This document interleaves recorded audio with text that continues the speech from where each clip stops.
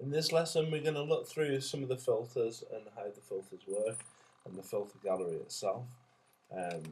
Ideally I'd like to try and create something that looks a bit like what we see on the screen, but I'm going to create it from absolutely nothing, and I might show you a few other filters while we're at it.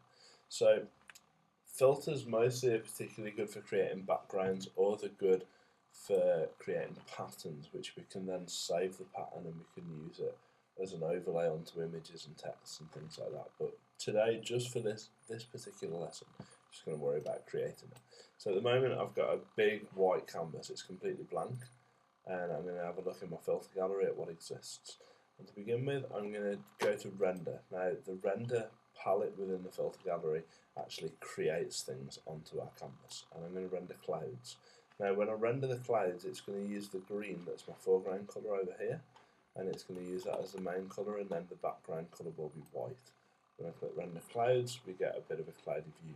Now we've got no way of setting how much green or how much white's in the image when we're rendering clouds, but that's absolutely fine. The next thing I'm going to do to this is I'm going to try pixelating it, and I'm going to crystallise it. And what that's going to do, if I just zoom out this image in the middle, you can see that I've got a bit of a pattern over the top of it. Now if I ramp that up, I can have less crystal star shapes. If I take it down, all the way down, I can have quite a number of them. Now for the effect I'm looking for, I want fewer, so I'm going to ramp that up all the way up to have 300, which is the maximum, and that's the cell size for this particular image. So the idea is that to crystallise it, the idea of that filter is that there's different angles that are reflected in different directions. I'm then going to go into my filter gallery.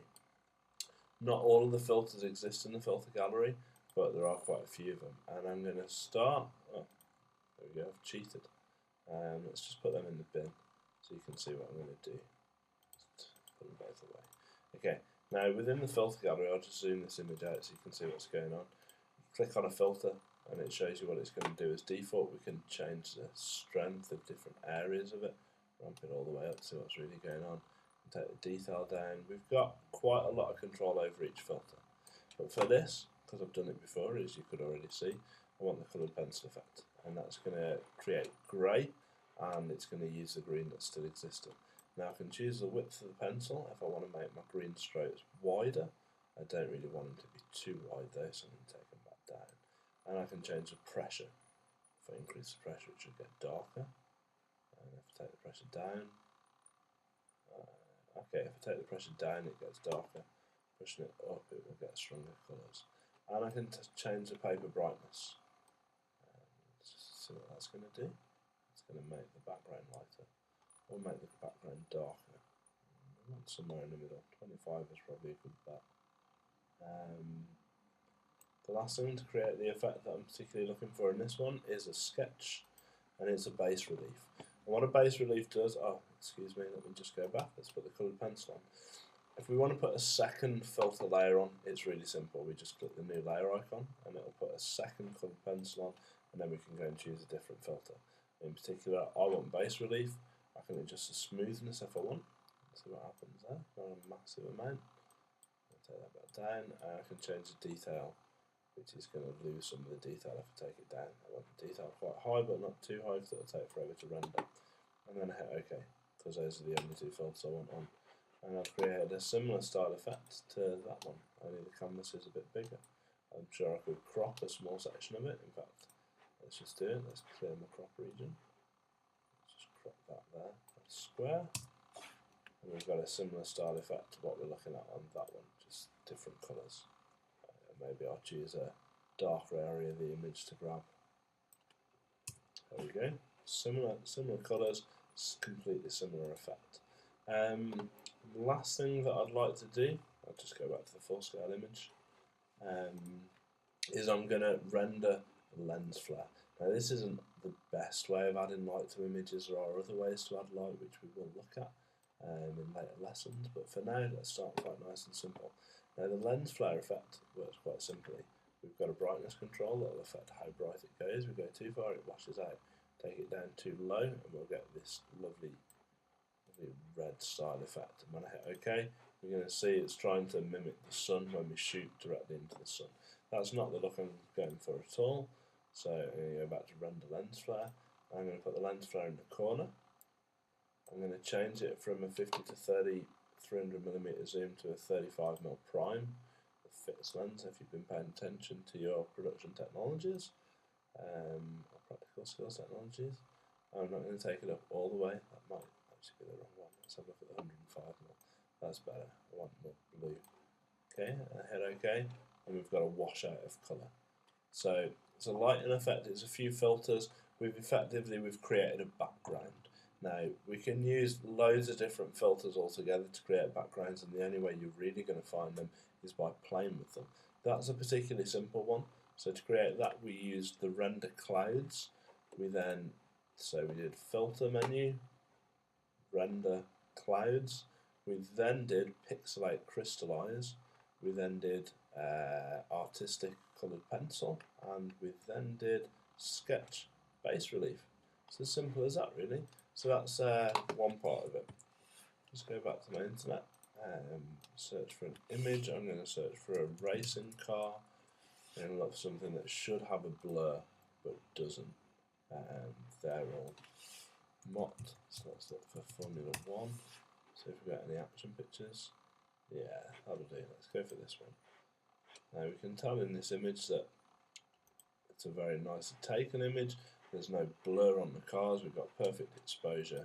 Very nicely done. Let's copy this into Photoshop. Copy image. File new or Control N or Apple N. We're going to use the clipboard as a preset, and we're just going to paste that image in.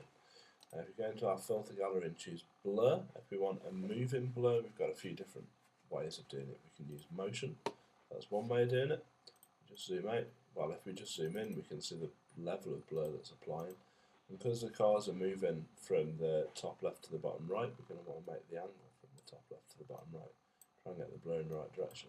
If we crank the blur up, we can see straight away that it's going to show us a render on the background. So we don't want it too high, as we can't see anything at all. Just take it back down, or you will get headaches. And we should have a bit of blur on that image. If I just undo it, oh, too far, do apologise.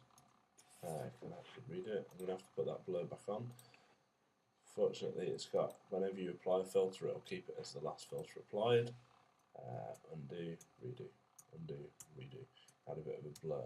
I'm going to undo it and show you a few of the other blurs. So I've got a Gaussian blur, which kind of works in a similar way to movement, except you can't direct it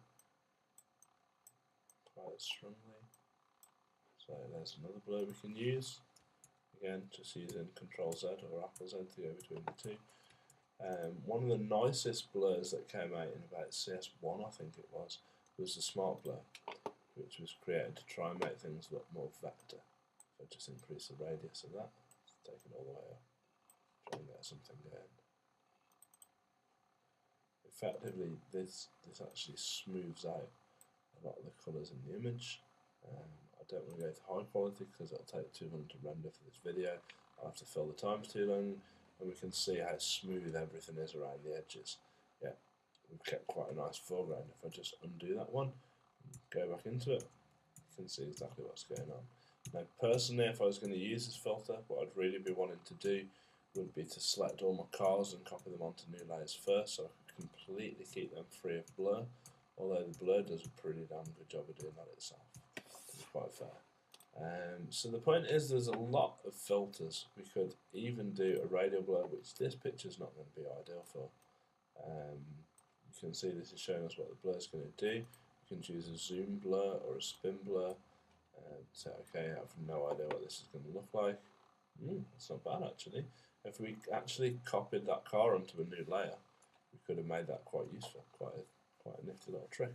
So the point is, there's a lot of filters, and you really need to spend a bit of time going through them and learning what each one does. I've showed you a few and how they work. It's now up to you to take it into your own and have a little bit of a practice. Feel free to send me any results you create.